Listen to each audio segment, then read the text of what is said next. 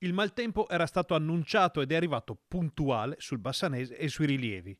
Anzi, a dire la verità, è arrivato pure un po' in anticipo. Già, perché se nella pedemontana piove da questa mattina, come da previsioni, sull'altopiano dei 7 comuni e sul Monte Grappa sono scesi i primi fiocchi. La neve era prevista per l'Epifania e domenica, ma solo nelle zone più alte.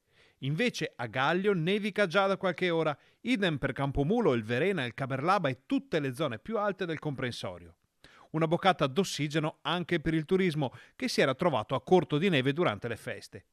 Nevica anche sul Grappa, dove la quota base per l'arrivo dei fiocchi è stata più bassa del previsto. La perturbazione dovrebbe rimanere in zona per un paio di giorni, con i fenomeni in esaurimento nel pomeriggio di domenica. Poi arriverà il freddo, quello vero, che in montagna e pure in pianura non si è ancora visto in questo inverno anomalo. La colonnina di mercurio potrebbe precipitare fino a 10 gradi sotto zero in altopiano, con temperature piuttosto rigide anche a Bassano e dintorni.